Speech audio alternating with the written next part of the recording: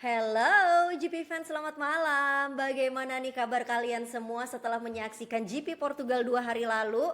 Nah, sesuai dengan prediksi kalian pastinya hari ini saya Fenilia Agik dan juga Wak Taufik Hidayat akan memberikan review mengenai balapan tersebut. Tapi sebelumnya pastikan kalian udah subscribe channel ini, udah tulis-tulis di kolom komentar, like juga dan share YouTube channel kami, dan selain itu juga wajib untuk follow Instagram kami @gptvindonesia_ dan TikTok @gptv Indonesia. Oke, Wak Taufik, ini kalau kita ngebahas Gimana, soal Fen? Portugal GP nih ya, Ya, hari Sabtu balapannya malah jauh banget lebih seru dibandingkan hari Minggunya nih Wak Taufik. ya bener banget. Ya seperti yang saya tulis di X atau di Twitter ya sehari yang lalu, mungkin hari Minggu ya setelah balapan utama. Saya tuh berharap ya sirkuit-sirkuit seperti kayak Portimao ini kelihatannya juga malah ini pasnya memang buat balapan sprint, Fen, gitu. Kalau balapan utama itu bisa terkesan boring, khususnya setelah 10 sampai 15 menit pertama itu bikin ngantuk. Saya dengar beberapa komentar dari beberapa orang gitu ya di beberapa media sosial juga bilang kayak begitu, ini ngantuk. Tapi kalau misalkan kita lihat flashback ke belakang, tahun 2024 balapan di Portimao Portugal ini memang seperti itu. Hanya 10 sampai 15 menit pertama kalau di balapan panjang atau di balapan utama itu menjanjikan fight yang seru. Setelah itu udah beneran. Jadi kalau misalkan udah mulai ngegap masing-masing pembalap, ya udah apa namanya, kita nggak bisa ngelihat fight, terutama fight di depan ya. Kalau kita bisa lihat itu langsung kameranya Dorna itu langsung berubah pindah ke belakang, dan untungnya di balapan utama di hari Minggu itu kita bisa lihat di sekitar 2 atau 3 lap terakhir tuh akhirnya Pedro Acosta kayak yang bangun, terus habis itu mencoba mengejar Alex Marquez, dan di lap terakhir Alex Marquez juga kelihatan juga bangun, kelihatan wah dikasih tahu mungkin saya sama pitboardnya bahwa Pedro Acosta lagi ngejar-ngejar dia di belakang, dan jaraknya udah benar-benar apa namanya, benar-benar mendekat ya. Dari hitungan saya dari 2, sekian detik menjadi 0,7 detik, itu luar biasa dikejar dalam 2 lap. Pedro Acosta tuh benar-benar kayak mencoba untuk mengejar Alex Marquez, tapi di lap terakhir Alex Marquez kayak dikasih informasi, dan dia ya damage limitation, dikejar, di push, akhirnya ya bisa mengamankan posisi 2 podium Alex Marquez. Selebih dari itu ya sama seperti tahun lalu lah. Jadi balapan di Portimao itu memang jauh lebih seru kalau balapan sprint. Jadi memang balapan sprint ya orang udah nggak mikir lagi tentang kayak kayak bensin, terus habis itu degradasi ban. Jadi udah gaspol setengah jumlah lap dari balapan utama, dan bisa kita lihat balapan sprint di Portimao luar biasa. Terutama antara Alex Marquez dengan Pedro Acosta lagi sih pada dasarnya kalau kita lihat fight di balapan sprint. Sementara Bezzecchi mencoba untuk ngeliat kali aja ada kesalahan yang dibuat oleh Alex dan juga Pedro Acosta, tapi ternyata sampai di lap ke terakhir mereka tidak melakukan kesalahan, hanya fight aja, dan akhirnya di balapan sprint yang menang Alex Marquez, terus abis itu Pedro Acosta, terus Bezzecchi di ketiga, sehingga agak sedikit berubah, tapi orangnya itu aja sih ya, nah, yang podium Iya, di sprint dan balapan utama. cuman ganti posisi aja ya gitu ya. Betul, betul, Tapi betul, betul. kalau kita bahas sprint, gokil banget sih ngeliat Iya, sesangar itu penampilan Pedro Acosta dan juga defense-nya Alex Marquez iya, luar biasa. Makanya Feni sempat bilang juga sama Mas Joni jangan-jangan Marco Bezzecchi ada di urutan ketiga itu dia lupa kalau dia lagi balap, saking nikmatnya menyaksikan duel antara Pedro Acosta dan juga Alex Marquez di hari iya, Sabtu. iya, Feni iya, udah iya. kayak udah lama banget terakhir ngelihat duel kayak gitu, kayak nggak tahu deh itu seri yang mana Iya, ya. iya, Tapi iya, iya, kali iya, ini iya, benar. seenggaknya seru. Itu dia kenapa banyak banget kan ya Watofi yang berharap bahwa waduh ini minggu pasti race utamanya akan lebih seru lagi. Ya Iya, ternyata iya, iya. melempem karena jaraknya Nah, jauh-jauh banget. bener, bener, bener. Jadi memang di balapan sprint yang saya catat adalah Pedro Acosta itu menang di sektor 2, 3, 4 ya. Terutama di selain straight. Ya kan, dia berhasil, dia sampai bilang aduh, kayak yang ini dalam bahasa yang kalau saya artikan itu benar-benar bebas dan benar-benar slang ya, gue udah capek-capek gitu yang overtake si Alex Marquez ini di tikungan 2, di tikungan saya menang semua, tiba-tiba di straight disikat dengan mudahnya oleh Desmose di GP24. Dan memang Alex Marquez itu selalu overtake-nya di straight kebanyakan dari Pedro Acosta, dan ini menunjukkan bahwa top end power dari Ducati Desmose di GP24 itu tuh memang masih di atas dari KTM RC 16-nya si Pedro Acosta sih. Kayak gitu saya lihat. I see. Dan juga kalau kita bahas sendiri mengenai si balapan tetapi yang hari Minggunya ya, yang Feni bikin bertanya-tanya itu adalah ya itu tadi kenapa gapnya jadi jauh-jauh banget sih Wak di hari Iya, Minggu atau balapan utamanya. Tapi memang kan yang terakhir-terakhir itu Alex Marquez dari 3 detik kan kurang lebih gapnya iya, sama iya, Pedro hampir 3 Acosta. detik ya. Sampai Jadi kurang 0,7. dari iya Ya, gitu. Kalau itu sih emang kelihatan bannya habis banget ya, tapi ban depannya ya. betul, betul, betul. Ban depannya habis banget dan kalau saya sih menilainya bahwa ini adalah typical dari sirkuit yang benar-benar super duper teknikal. Nah, Portimao adalah jenis karakter sirkuit yang benar-benar teknikal banget. Nggak hanya flowingnya dapet, tapi ada perubahan elevasi seperti kita bicarakan di podcast sebelumnya. Dan perubahan elevasi yang dikombinasi dengan segmen-segmen yang flowing itu membuat sirkuitnya menjadi karakternya benar-benar teknikal dan karakter dari sirkuit teknikal jika ada seseorang kombinasi sih pada dasarnya kombinasi antara seorang pembalap dengan motor yang luar biasa di sini itu artinya udah susah untuk pembalap kombinasi dari pembalap dan motor lain untuk bisa ngejar gap performa ini. Jadi ya artinya siapa yang memang benar-benar kuat di sini kalau di sirkuit yang super teknikal itu akan ngegap jauh, akan itu dia udah jadi kayak yang rumus general atau rumus umumnya kalau kita balapan ketemu sirkuit yang super teknikal. Kalau sirkuit yang flowing doang, teknikalnya dikit kayak misalkan contohnya adalah Phillip Island, itu flowing, teknikalnya nggak banyak. Wah itu semua pembalap suka, semua pembalap kencang di situ. Dan ini menyebabkan bahwa balapannya akan benar-benar tight, benar-benar deket-deket. Tapi kalau udah super duper teknikal kayak gini, itu akan ada gap dari masing-masing pembalap karena memang gap performanya itu memang sulit untuk dikejar dari kombinasi dari pembalap dan juga motor yang lain gitu terutama. I see, berarti karena karakter dari sirkuit ini sendiri ya membuat Iya, balapannya ya betul. jadi seperti yang kita saksikan untuk yang Iya, balapan utama di hari Minggunya. Nah, iya, ngomongin soal gap yang luar biasa nih, Wak. Feni iya. perhatiin sebelum Peko Bagnaia itu crash, gapnya ini juga dengan Pedro Acosta udah 3 detikan lebih gitu ya. Kita kayak, wah ini kenapa nih? Ada masalah apa nih dia? Ketika yang lain masih gaspol-gaspol aja, dia tuh Iya, ngegapnya udah jauh banget. Maksudnya Pedro Acosta di depannya, Peko Bagnaia di belakangnya gitu kan ya.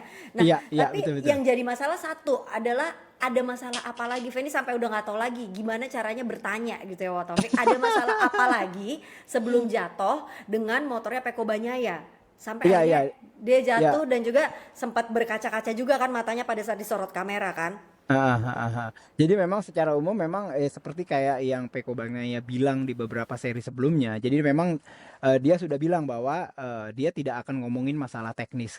Jadi kayak misalkan dia tidak mau menjelaskan kayak misalkan dia permasalahan dia secara sudut pandang teknis.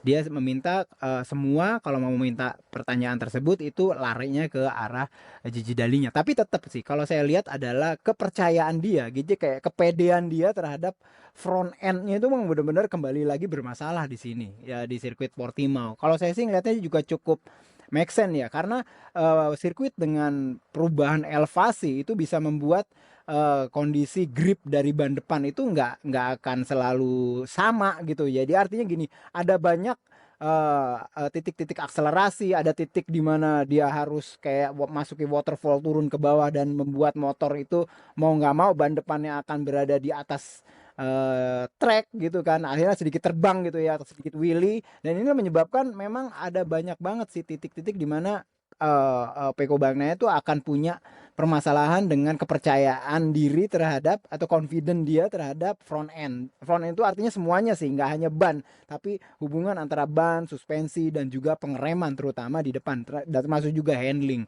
Dan inilah yang menyebabkan dia tiba-tiba kayak yang kalau kita lihat dari crashnya Peko Bagnaia ya itu benar-benar crash yang tipikal bahwa dia punya permasalahan dengan feel front end. Dia tiba-tiba hilang aja gitu. Feeling kayak orang ilfeel, hilang feeling gitu ya. Hilang feeling dari front end dia. Jadi benar-benar dia nggak bisa menjelaskan kira-kira kenapa nih kira-kira. Karena memang benar-benar hilang. Apa namanya grip ban depan dia udah kalau udah hilang gitu udah nggak bisa diselamatkan lagi. Dia sendiri nggak tahu. Jadi kalau Marc Marquez bisa melakukan beberapa kali save, dia tahu kira-kira nih motor mau jatuh, nih motor mau jatuh, nih motor mau jatuh, dia udah siap-siap. Tapi kalau ini tiba-tiba lu udah deng hilang aja grip, nggak bisa dia siap-siap untuk melakukan save dan segala macam. Dan inilah yang menjadi permasalahan dari Peko Bagnaia yang nggak hanya di sini sih, di Iya. beberapa di beberapa apa namanya seri-seri sebelumnya gitu loh, Fen. Iya, di musim ini secara general ya Iya, tepatnya secara ya. general tepatnya. Iya sih, tapi ini tuh kontras banget karena orang akhirnya membandingkan penampilan seorang Peko Banyaya dengan Nicolo Bulega. Nicolo Bulega aja Ah, finish, Nicolo Bulega aja ya dapat satu poin poin ya. kan. Iya, maksudnya akhirnya semua bertanya-tanya. Jadi ini sebenarnya, maksudnya kalau kemarin kan too good to be true. Kalau dibandinginnya sama Marc Marquez, Iya, levelnya iya. udah beda banget gitu. Iya, Oke, iya, nggak iya. ada Marc Marquez, Aha. kita bandingnya sama Nicolo Bulega gitu. Lah, Iya, iya. jadi ini yang bermasalah pebalapnya atau motornya sih? Karena Nicolo Bulega aja dia bisa handling, dia bisa finish, dia bisa poin gitu. Iya, iya, Kak. Kalau menurut saya agak sedikit beda ya dengan Nicolo Bolega. Mungkin Nicolo Bolega itu targetnya nggak terlalu kayak kayak kayak Peko ya. Artinya gini, kita bisa mencoba berempati terhadap apa yang Peko coba untuk perlihatkan dan rasakan gitu kan ya. Jadi gini, dengan levelnya Peko Bagnaia, dia nggak sepertinya perkiraan saya dia nggak punya target yang mirip seperti Nicolo Bolega. Nicolo Bolega bener, yang penting saya finish sih. Sebenarnya sih yang penting finish sih, karena dia bagaimana caranya dia memiliki banyak jam terbang terhadap motor prototype yang pasti itu. Perkara dia mendapatkan satu poin lebih ke bonus gitu ya. Sementara Peko Bagnaia nggak cuman begitu, nggak mungkin seorang Peko Bagnaia levelnya kayak gitu. Dia cuman yang penting finish lah satu poin, nggak mungkin. Dia apalagi dia berada di ini dia merasa kayak oh saya masih punya nih speednya ya top 5 lah kalau bisa top 3 ya oke, saya akan coba pertahankan dan coba untuk perjuangkan. Nah inilah perasaan bahwa dia ingin tetap memperjuangkan posisi top 5 inilah yang membuat dia pasti di satu ketika dia berada dalam posisi bahwa dia udah di luar limitnya.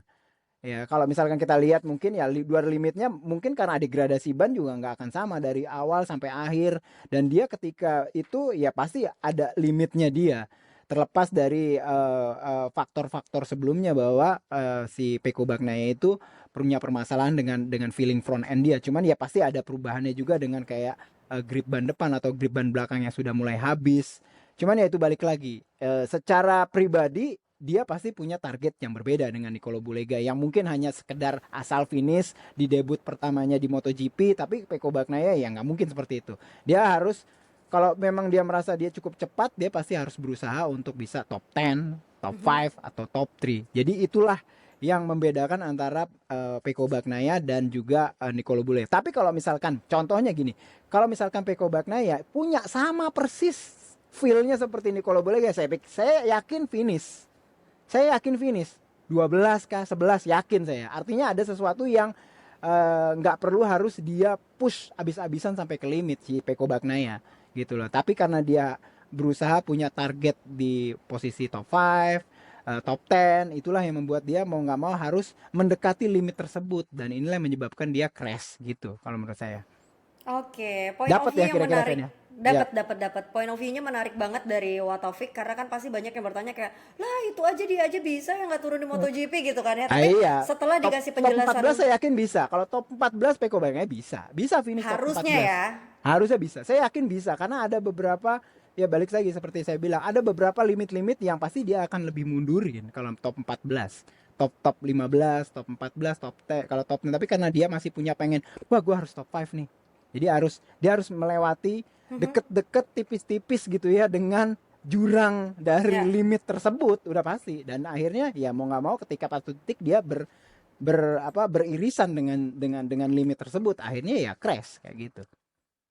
Oke, lalu dengan hasil dari GP Portugal ini kemenangan Marco Bezzecchi, kemudian Pecco Bagnaia yang tidak berhasil finish, seperti apa nih persaingan di urutan ketiga klasmen Iya. untuk musim ini? Karena kan kita tahu berarti perbedaannya ini lumayan banget, harusnya sih Iya. Marco Bezzecchi udah fix ya, meskipun masih utang 2 poin lagi. Maksudnya saat ini Iya. kan dia unggul 35 poin dibandingkan Pecco Iya. Bagnaia, sedangkan dalam satu race itu maksimalnya adalah 37 poin ya, Wak. Betul, betul banget. Jadi harusnya Marco Bezzecchi itu bisa segel posisi 3 dari klasemen akhir kalau dia bisa 37 poin lebih sih harusnya ya. Karena jumlah kemenangan Pecco Bagnaia mungkin lebih banyak bila dibandingkan dengan Bezzecchi, kemenangan balapan. Atau sama ya, 2 kali Pecco Bagnaia berapa kali menang ya sekarang ya? 2 ya, Fen ya. Kalau dilihat ya. Kalau sama-sama dua ya ya mesti dilihat lagi nih yang P2-nya berapa, P3-nya berapa podiumnya kayak gitulah. Artinya gini, lebih aman lagi sih bukan 37 tapi 38 gitu ya. Karena mungkin jumlah podiumnya sama. Tapi artinya gini, dia benar kata Feni, dia baru bisa segel kalau misalkan keluar dari Portimao itu 37 atau lebih dari 37 poin. Karena benar hitungan dari Valencia 12 tambah 25 itu adalah 37. Namun artinya dengan modal 35 poin menghadapi sprint race aja dia punya kans yang sangat besar gitu ya. Karena gini, kalau dia mau segel setelah sprint race Valencia nanti itu yang penting gapnya dengan Pecco Bagnaia di atas 25 poin. Dengan modal 35 poin sekarang, ya kan? Artinya dia punya modal yang jauh lebih banyak, modalnya udah 35. Sementara dia nggak boleh harus lebih di atas 25. Artinya dia punya 10 poin gap yang artinya gini, jangan sampai dia kalah lebih dari 10 poin. Kayak misalkan Pecco Bagnaia menang 12 poin ya sprint, ya dia artinya ya 2 poin atau 3 poin gak ada masalah gitu kan. Karena gapnya kan hanya 9 poin ya, antara 12 dengan misalkan 3 poin gitu ya. Jadi gitu. Menurut saya sih ini akan harusnya membuat Marco Bezzecchi jauh lebih tenang sih pada dasarnya balapan di Valencia. Jadi nggak terlalu banyak ada kayak push dari apa namanya keinginan untuk bisa menang atau gimana yang bisa membuat dia sedikit hilang mungkin apa namanya konsentrasi dan segala macam. Artinya ya pressure-nya sedikit berkurang harusnya pada saat balapan sprint nanti di Valencia. Karena dengan modal 35 itu harusnya sih jauh lebih tenang lah menghadapi balapan sprint. Dia hanya dia kalau kalau dia butuhnya hanya 25 poin gitu ya, Ya. jeda jarak antara dia dengan Pecco Bagnaia nanti. Itu sih lebih kayak gitu sih. Ya benar kata Feni sih udah diambang banget sih. Diambang dari posisi 3 dari klasemen akhir dari MotoGP 2025. Tapi ini benar-benar sesuai dengan prediksi Wataufik ya sebelumnya di Iya benar episode minggu kemarin ya. lalu kan Iya Wataufik ya. mengatakan ini tuh sepertinya yang bakalan menjadi apa sih yang menjadi pemenang di sini adalah Aprilia gitu karena yaitu Ya Marco karena Bezzecchi secara karena kita spesifik. waktu kalau nggak salah di podcast yang lalu saya cuma berkacanya pada hasil tahun lalu di mana Maverick Vinales gitu ya. Terus habis itu ada Alex Espargaro juga di sini juga kuat. Artinya gini, Aprilia itu punya jejak rekam jejak yang performa yang cukup kencang di sirkuit flowing. Ya flowing Aprilia udah pastilah. Aprilia itu memang dari dulu dari di keluar hadir itu memang sudut pandang dari siapa ya Sterlacini bahkan ya Sterlacini mah KTM ya apa Ducati ya. Pokoknya si Bonora dan segala macam itu memang membuat Aprilia RSGP itu untuk kenceng di sirkuit-sirkuit flowing. Bagaimana bisa membuat V4 tapi kenceng pada saat speed corner dan segala macam. Jadi ya kalau kita ketemu sirkuit flowing seperti kayak Portimao itu ya udah tinggal artinya udah punya setengah modal lah di mana Aprilia memang kuat di sirkuit-sirkuit flowing. Tinggal PR-nya adalah bagaimana mereka bisa bagus di perubahan elevasi dan segala macam karena ini juga menuntut fisik terus menuntut dari apa namanya setup suspensi yang mesti bener sih gitu. Iya, dan kalau ngomongin soal Aprilia kemarin itu ya, secara keseluruhan memang oke penampilannya, bahkan Ai Ogura aja Feni happy banget sih. Ai Ogura finish 7, bahkan juga kita bisa melihat juga duelnya bersama dengan Johan Johan Zarco, Zarco sempat ya. iya sempat sama Iya DJ iya. juga. Wah, seru sih gitu. Emang Seru seru. justru di balapan hari Minggunya itu tuh yang lebih seru adalah di grup belakangnya ya Iya dibandingkan grup benar benar depan tuh benar. setelah Benar lebih benar dari benar. 10 laps itu.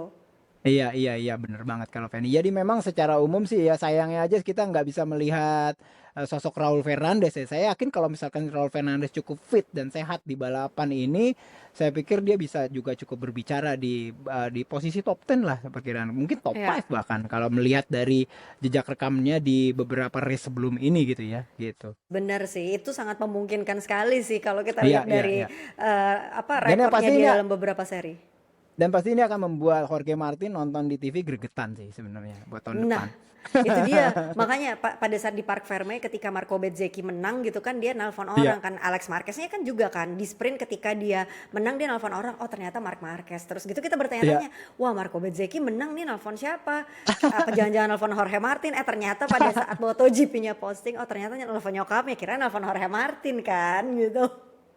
Ya, benar benar Anyway, benar. kalau ngomongin soal top 10, nggak cuman Ya, Ai Ogura aja yang masuk ke top 10, tapi di ya, urutan kelima ada Brad Binder nih, Wak Taufik. Urutan keenam ada Fabio Quartararo. Nah, kemudian 7 tadi Ai Ogura seperti yang Feni sebutin, 8 di Gia, 9 Johan Zarco. Nah, tapi secara keseluruhan ini pebalap KTM ini tuh hampir semuanya berada di top 10 kecuali ya, Bestia. iya, Nah, iya, benar. Benar banget. Jadi memang secara umum saya yakin sepertinya mereka mendapatkan sesuatu dari tahun lalu 2024 di mana performa dari seorang Pedro Acosta tuh luar biasa.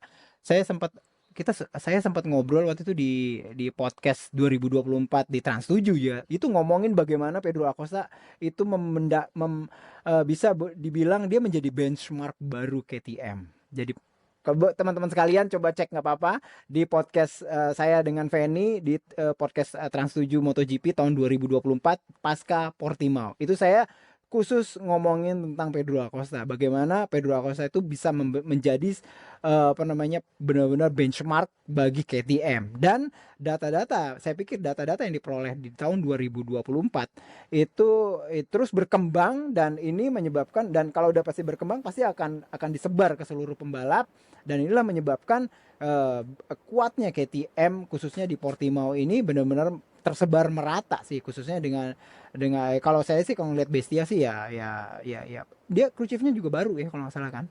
Crew chiefnya juga baru, berapa kali juga terjadi pergantian crew chief, dan inilah menurut saya perubahan dari Bestia ini yang membuat mungkin butuh butuh waktu lagi untuk Bestia untuk di sini gitu kan. Namun terlebih dari itu balik lagi KTM punya banyak data yang bagus, terutama penampilan apiknya dari Pedro Acosta mulai dari 2024. Waktu 2024 Acosta itu masih rookie loh, ya kan? Dia belum pernah sebelumnya balapan dengan motor prototype 1000 cc di Portimao, teman dia jadi KTM terdepan di situ, dan memang cara dia melakukan bejek throttle, pengereman dan segala macam itu bisa dibilang waktu itu di podcast itu saya bilang itu berbeda banget, dan ini menurut saya menjadi sesuatu yang dipelajari oleh KTM dan dicari yang baiknya dan mungkin disebar ke seluruh pembalap-pembalap KTM yang lain ya. Setup ECU-nya udah pasti, setup dari softwarenya, maksudnya mapping dan segala macam. Terus itu bagaimana pendekatan terhadap satu titik tikungan, terus habis itu pendekatan di keluar tikungan dari tikungan-tikungan dari Portimao ini, dan ini menyebabkan bahwa akhirnya di 2025 kita bisa lihat KTM cukup sukses di Portimao ini. Walaupun agak sedikit beda ya, kalau Portimao yang dulu itu di awal, sekarang Portimao yang sekarang ada di akhir musim. Kayak gitu. yes, benar sekali. Bahkan juga kalau kita bahas mengenai KTM sendiri, Paul Espargaro aja yang menggantikan Maverick Iya, Vinales. Bagus penampilannya gitu ya. Di sini ya juga 10 gitu. betul. Paul Espargaro ini bisa dibilang kalau menurut saya sih ini super sub. Benar-benar Ya. super sub. Nah, Super justru sub. justru justru ya menurut Feni ya, Wak Taufik, dia Ya. itu setelah setiap menjadi pebalap pengganti, kok penampilannya malah lebih bagus ketika dia masih jadi full time rider Ya, MotoGP. Feni yang mikirnya kok pasti gitu yang pasti sih. ini akan menjadi seorang pembalap yang dibenci oleh pembalap-pembalap reguler lainnya. Kenapa? Karena dia umumnya semenjak sesi praktis sudah lolos ke Q2. Sementara pembalap-pembalap reguler malah harus berjibaku dulu masuk Q1. Menurut saya ya dia salah satu orang yang benar-benar dibenci sama pembalap-pembalap yang lain sih. Karena dia ngabisin slot untuk masuk Q2 gitu loh. Minimal satu orang diambil sama si Paul Espargaro ini. Ya, tapi gimana lagi ya, orang gua kenceng gitu kan. Ya, gimana, Ya. orang kenceng mah selalu bener ya. Ya Yo, udah kayak makanya gitu, man. Feni bilang kayak lah kok dia malah penampilannya maksimal sekarang sih, giliran Iya, jadi iya, pebalap iya. pengganti, giliran jadi task rider gitu Iya, waktu iya, jadi iya, luar biasa Paul iya Espargaro. makanya gitu kan. Anyway, ya tadi Feni udah bilang bahwa Paul Espargaro itu finish ke-10, dia itu persis di belakangnya Johan Zarco. Nah, bahas Johan Zarco nih, masuk nih kita ke Honda, apalagi lagi rame banget nih soal konsesi-konsesi ini. Berarti Honda melalui Johan Zarco itu hari Sabtu dan juga hari Minggu fix udah mendapatkan poin nih. Jadi dia itu kan ketika memasuki Portugal ini memiliki jatah 19 poin untuk dipenuhi jika Honda ingin naik dari konsesi D ke konsesi C. Betul. Dari hari Sabtu dan juga Minggu, Sprint artinya ya. Mhm. yes, benar sekali. Artinya mereka itu menyisakan kurang lebih 9 poin lagi untuk di Valencia nantinya jika mereka akan naik ke konsesi C. Betul banget. Jadi secara umum Honda itu perlu 19 poin dari dua seri terakhir ini, Portimao dan juga Valencia. perlu tambahan 19 poin lagi jika ingin naik kelas ya pada dasarnya ya, dari kelas konsesi D, bener kata Feni, ke kelas konsesi C. Memang sih banyak di komentar-komentar di media sosial banyak banget saya lihat. Jadi ini sebenarnya sesuatu yang diinginkan, yang menarik yang untuk dibicarakan adalah ini sesuatu yang diinginkan Honda naik kelas atau enggak naik kelas gitu kan. Kenapa? Ada yang mikir kalau nggak naik kelas kan banyak banyak konsesi-konsesi yang bisa, atau keuntungan-keuntungan kayak misalkan jumlah ban tes yang jauh lebih banyak, terus sesi pengetesan yang jauh lebih bebas, terus bahkan pembalap reguler boleh melakukan tes private kayak gitu kan. Kalau sementara kalau masuk ke C nanti itu pembalap utama nggak boleh private, terus bannya udah dikurangin, jumlah pengujiannya pun berkurang. Dan ini beneran nih Honda mau naik kelas. Nah, inilah yang menurut saya selalu jawab adalah ini adalah sesuatu yang harus dilihat dari dua sudut pandang yang berbeda gitu kan ya. Kalau misalkan sudut pandangnya seperti yang dipikirkan oleh netizen seperti itu ya, ya memang seperti itu. Lebih enak berada di konsesi D, lebih nyaman lah. Tapi kan apa ya kayak gitu. Semua pabrikan itu punya ego kan. Semua pabrikan punya ego. Apalagi Honda. Nama besar Honda luar biasa. Kalau kita ngomongin Honda di Grand Prix, itu adalah pabrikan yang paling banyak menang sampai sekarang. Tapi sekarang ada di konsesi D. Artinya itu kelasnya kelas yang paling D. Kalau kita misalnya kalau kita kalau misalkan kita bisa analogikan, yang kelas A kan udah pasti kan ini performanya paling bagus gitu kan. Sementara konsesi D adalah yang performanya paling bawah gitu kan ya, paling paling bawah, sementara ini paling atas, paling kenceng, dan ini paling enggak kenceng kayak gitu kan. Nah, ego inilah yang akan jalan, dan saya pikir zaman sekarang pabrikan sih pengennya dianggap sebagai pabrikan yang paling kuat gitu kan. Cuma pertanyaan adalah apakah mereka siap untuk bisa naik kelas atau enggak. Tapi kalau ngelihat dari apa yang mereka lakukan sih ya, sepertinya sih kayak misalkan ya, sebelum mereka melakukan Valencia ini sekarang ini baik Honda maupun juga Yamaha nih ya, di Minggu dan Senin ini, termasuk juga pengetesan dari Toprak Razgat Diogo di Yamaha M1 V4 itu sedang mempersiapkan untuk Valencia. Bayangin kan, untuk Valencia aja mereka salah satunya juga dipersiapkan di tes Aragon di hari Minggu dan hari Senin ini ya, hanya berapa hari sebelum FP1 gitu kan. Ini menunjukkan bahwa mereka serius sebenarnya di sini kan. Kalau nggak serius sih sebenarnya, kalau misalnya gue nggak mau masuk ini ya konsesi D tahun depan karena 15 ya 18 poin aja nambahin, mereka ngapain juga langsung masuk Q2 kayak gitu kan. Dari situlah kita bisa lihat bahwa mereka masih punya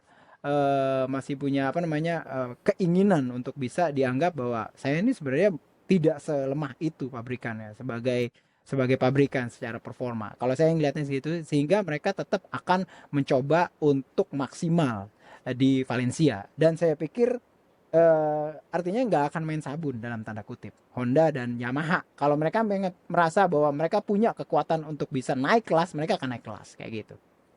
Oke, tapi kalau Honda sendiri kan progresnya memang kita lihat mereka itu tuh melakukan pengembangan lebih lambat, kalau kita bilang sebelumnya lebih lambat dibandingkan Yamaha nih. Kalau dibandingkan antara dua tersebut, Yamaha lebih awal, tetapi secara progres yang Feni lihat Honda justru lebih berada di depannya Yamaha untuk segi progres ya hingga saat ini, dimana sangat mungkin sekali terjadi bahwa mereka itu tuh naik ke konsesi C. Artinya ini adalah hal yang positif untuk segi Honda. Nah, di konsesi C berarti mereka akan disejajarkan dengan Aprilia dan juga KTM. Apakah Betul. menurut Taufik Honda sudah akan bisa sejajar dengan dua pabrikan tersebut?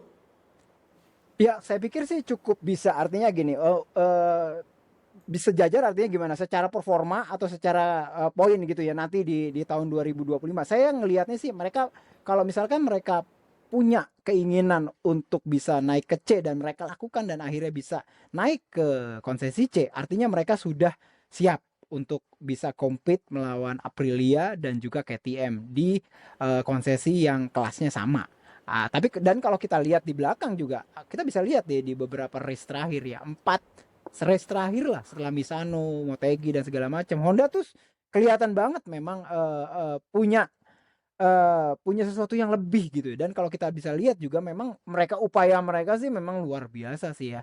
Kalau apa yang mereka lakukan, apa yang mereka berikan kepada motor, terus habis apa yang bisa mereka bayar, siapa yang mereka bisa tarik sebagai bagian dari mereka, termasuk juga ngambil Alex Espargaro dan beberapa dari SDM Aprilia untuk diboyong ke HRC gitu, dan mengembangkan test rider mereka gitu ya, dan mengambil akhirnya nanti pembalap-pembalap muda juga di tahun depan seperti Diego Moreira gitu ya. Dan kita juga mesti bilang nih, bisa bisa dibahas juga sih kayaknya Diego Moreira ya setelah balapan Portimao ini, karena nanti bagaimana kans untuk bisa raih gelar juara dunia Moto2 di Valencia gitu ya. Namun kelihatan banget bahwa Honda ini benar-benar luar biasa sih, terutama setelah paruh musim kedua dari musim 2025, setelah summer break lah. Setelah summer break itu memang luar biasa sih akselerasinya. Cuman kalau dibanding dengan Yamaha tuh kelihatan kayak melempem Yamaha, atau kurang darah gitu ya. Saya lihat memang Yamaha punya modal gede banget, terutama dari sosok yang bernama Fabio Quartararo. Luar biasa, dengan motor yang kayak begitu dia masih tetap bisa top 5, top 10, top 10, top 10 dan selalu bagus gitu kan. Dan artinya dari sosok Fabio Quartararo, Yamaha punya modal gede banget di situ. No wonder memang sekarang dia jadi pembalap paling gede gajinya kan di gridnya MotoGP gitu kan. Namun sepertinya sih ya, saya nggak tahu permasalahan dari Yamaha yang bener kayak gimana. Cuman kalau dilihat dari sekarang, konsentrasi mereka memang mau nggak mau memang terpecah tiga, bukan hanya terpecah dua gitu ya. Menyiapkan atau bagaimana mereka meriset inline 4 yang 1000 cc, terus habis itu seperti juga kita omongin kemarin ya, bahwa dan juga mereka mempersiapkan V4 1000 cc, terus habis itu V4 yang 850 cc untuk 2027. Tiga kerjaan yang harus dilakukan ya, walaupun memang levelnya beda-beda, cuman dikerjakan secara simultan di paruh kedua musim 2025 ini. Sepertinya itu yang membuat Yamaha jadi agak sedikit kurang ya. Sebenarnya mungkin kurang waktu mereka, kurang SDM mereka untuk bisa lebih fokus di motor yang sekarang mereka pakai gitu ya. Ya. Yang sekarang Bahkan lagi mereka pakai di akhir musim 2025.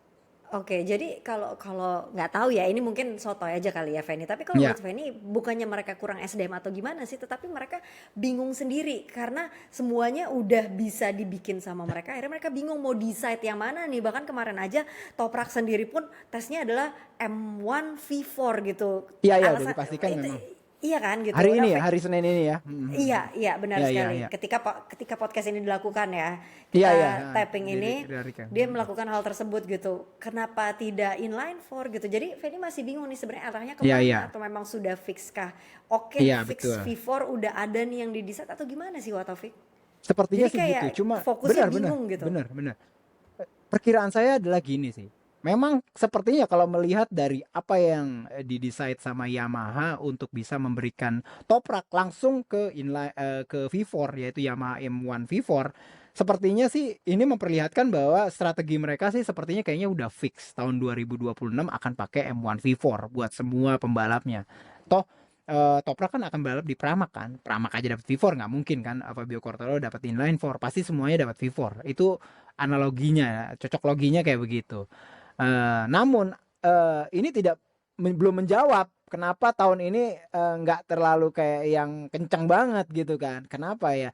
Ya ini dia, karena sepertinya pengembangan dari inline 4 itu resource-nya itu sedikit berkurang, mau nggak mau kan. Ya apa yang ada aja jadinya sekarang dimaksimalkan. Kalau misalkan jadi benar-benar semua resource technical dari Yamaha udah tidak terlalu 100% ngelihat yang ini, yang sedang jalan ini. Sementara kalau Honda tahun depan sama tahun ini itu beda motornya mungkin nggak terlalu jauh, dari misalkan dari engine segala macam ada sedikit kesamaan. Artinya gini, tahun depan kita akan pakai piston yang kayak begini ya speknya, atau misalkan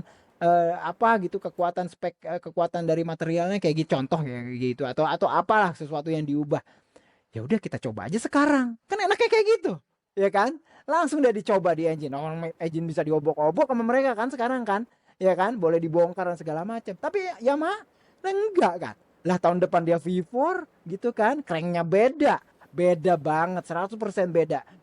Cranknya inline 4 bener-bener dibuang, kita ganti baru karena beda banget cranknya gitu kan, V4 dengan inline 4. Artinya itu satu yang bisa kita coba pikirin sebagai orang luar ya, bagaimana kita bisa melihat bagaimana mudahnya Honda gitu kan. Kayak mikirin sesuatu perintilan untuk dipakai di V4 1000 cc tahun depan, ya udah kita coba aja sekarang nih di Portimao. Oke kan? Gitu kan. Enak. Sementara Yamaha nggak bisa begitu. Kalau kita mau Iya. ngomongin tahun depan ya semuanya V4 gitu, dan tidak bisa mereka mengembangkan inline 4 sekarang. Oleh sebab itu ya sorry to say, inline 4 memang benar-benar stuck setelah paruh, mungkin ya setelah paruh kedua musim 2025 ini nggak terlalu banyak lah, Ya. mungkin ada yang beberapa dikembangkan, cuman nggak terlalu bisa tidak bisa masif pengembangannya dari inline 4 karena kayaknya akan benar-benar mereka tinggalkan. Jadi sesuatu yang mau ditinggalkan ngapain juga di sesuatu yang apa, diberikan resource yang banyak di situ Oke, gitu. jadi udah fix nih dipastikan hanya di Menurut tes saya, Valencia. menurut Iya, saya, iya. menurut saya Ya mereka tapi belum bilang, tapi iya sih, arahnya udah kelihatan. arahnya udah kelihatan benar. Nah, ya kayak Iya gitu. benar Arahnya sih sih. memang arahnya mereka ke V4. Kayak gitu, Van. Oke, terjawab sudah. Baiklah, kalau begitu ada satu pertanyaan terakhir nih Wak Taufik sebelum kita closing. Pertanyaan yang tadi Wak Taufik tanyakan juga sebenarnya mengenai kan dari Diego Moreira untuk meraih gelar juara dunia Moto2 di Iya, ya artinya udah 2025 tinggal ini. berapa ya kalau nggak salah ini Van ya. Cukup besar ya artinya ya. Iya, Eh 20-an poin ya, luar biasa ya.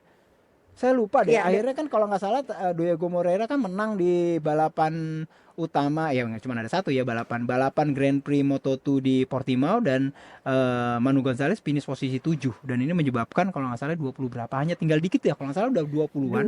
24. 24. Ya Iya, artinya paling nggak 24 sih. tutup 24 mah mata. cuma beda satu, artinya cuma Iya, satu aja sebenarnya udah bisa dia kunci kan sebenarnya kan. Ya iya, satu dua lah, harusnya 26 poin kan. 2 poin lah. iya. Iya, Iya kan? seenggaknya kayak maksudnya Diego Moreira intinya ya race Nggak santai boleh aja juga kehilangan udah 2 poin. bisa. Ya Iya, artinya gini, nggak boleh kehilangan 23 poin. Bukan 2 poin ya, 23 poin nanti di balapan Valencia. Ini akan jauh, ya balik lagi ya. Kalau saya bilang si apa namanya Bezeki itu enak ya, nanti di balapan sprint, ini Moreira sih harusnya jauh lebih tidak terlalu pressure karena 23 poin sih artinya benar-benar damage limitation banget. Dia benar-benar harus tinggal fokus aja sih balapan di Valencia nanti gitu kan, di balapan di Coliseum itu kan yang semuanya flat gitu kan. Itu kan kalau balapan di Valencia kan semuanya flat, terus habis itu left handed semuanya segala macem, semua orang bisa ngelihat dalam satu stadium tertentu, stadion kayak gitu kan.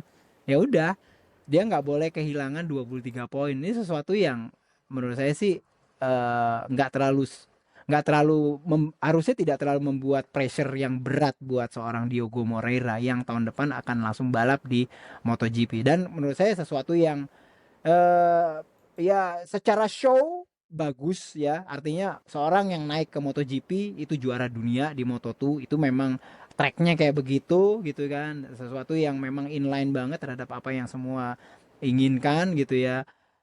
Terus habis itu dan juga dia berasal dari negara yang tahun depan akan mengadakan MotoGP juga, dari Brazil kan gitu. Ini sesuatu yang benar-benar inline kalau secara entertainment MotoGP, khususnya di masa mendatang. Dan ya itu dia, Moreira kita akan lihat sih nanti ketika di Honda akan seperti apa ya.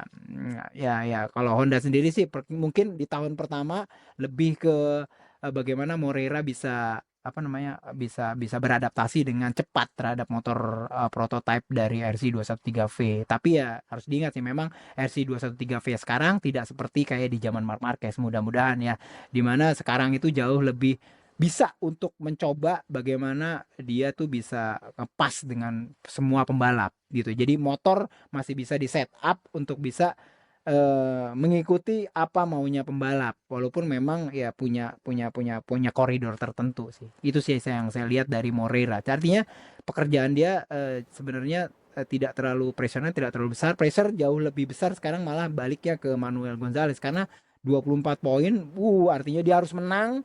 Terus habis ya. itu Moreira finish posisi 14 gitu kan, baru dia bisa juara dunia. Si siapa Manu Gonzalez gitu kan. Aduh Ya itu itu sulit ya. sesuatu yang sulit gitu. Mau nggak mau sekarang dia Tapi harus menang. Udah nggak, pokoknya dia nggak harus peduli finish posisinya Moreira, tapi dia harus finish posisi P1. Itu sesuatu yang wah nggak mudah sih untuk bisa di manage seorang Manu Gonzalez. Cuman ya memang kalau kita lihat dari terakhir-terakhir memang banyak kesalahan-kesalahan sendiri, termasuk juga penggunaan dari software ya, software yang penggunaan software kalau nggak salah ya Fen ya, apa namanya ya, software yang tidak sesuai dengan homologasi, sehingga ada diskualifikasi kalau nggak salah. Di Indonesia apa di Phillip Island tuh kan ya, kayak gitu. Dan ini membuat memang Manuel Gonzalez di pertengahan musim pertama itu benar-benar masih sangat kuat dan digadang-gadangkan memang dia yang akan jadi juara dunia. Cuman memang Moreira di akhir-akhir seperti kayak dapat lecutan khusus, terutama setelah konfirmasi dia akan balap di MotoGP bersama LCR Honda di tahun depan. Dan ini kelihatan banget memang apa namanya, ada kayak energi khusus dari yang diberikan kepada Moreira, dan merasakan itu dan akhirnya melihat balapannya juga cukup cukup apa cukup cukup berapi-api lah saya lihatnya. Moreira dia berada di belakang apa ya, Colin ya kalau nggak salah kemarin ya, Colin Feiner ya kalau nggak salah kan. Terus habis itu dia bisa kejar, sempat ngegap tapi akhirnya dikejar di akhir dan akhirnya bisa menang dari Colin gitu kan. Ya ya memang sih arahnya sepertinya kayaknya yang juara dunia Moto2 tahun ini sih memang lebih ke Diogo Moreira ini.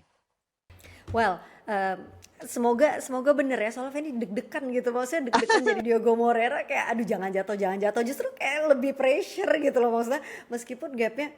Malah jangan berpikir seperti itu sih sebenarnya. Jangan berpikir bahwa jangan sampai jatuh. Ya udah, pokoknya jadi kayak yang harusnya sih dia berpikir bahwa gue harus balapannya normal aja gitu ya. Normal aja balapan, nggak terlalu push dan nggak terlalu mikirin jatuh. Malah harusnya lebih lebih mudah kayak begitu sih ya. Tapi ya easy for me to say kayak gitu ya. Tapi kalau sebagai pembalap mungkin ya sama, deg-degan juga sih. Buat kita yang ngomong kayaknya gampang. Banget sih, tapi at least kita ada tontonan nih. Jadi ada dua agenda yang kita tunggu di Valencia, yaitu siapa yang akan meraih urutan ketiga MotoGP setelah semuanya dikunci gitu kan ya. Kemudian juga untuk Moto2 kita akhirnya sampai dengan seri terakhir nih, kita yang Iya, akan menentukan betul. nantinya gitu siapa Iya, yang akan menjadi juara dunia. Karena kan kita tahu kalau Moto3 iya, sudah lebih awal juga dikunci gelar iya, juaranya itu tepatnya di Indonesia ya. bener. Dan juga Honda akan Ya, dia naik konsesi dari D ke C atau masih di D di tahun oke. 2026 karena windownya Tiga memang agenda. Valencia. Iya, betul, Yes, betul. yes. Ada tiga agenda berarti yang harus kita perhatikan tentunya di GP Valencia Betul. nantinya yang akan berlangsung beberapa hari lagi, nggak terasa ternyata sudah Iya, hampir 22 usai musim MotoGP di 22 2025 seri, nih Wak Taufik. 22 seri 44 balapan. Luar Yoi, biasa. luar biasa. Anyway, terima kasih sekali ya Wak Taufik Sama-sama, untuk Fen. komentarnya hari ini dan juga udah menemani GP fans semuanya. Iya.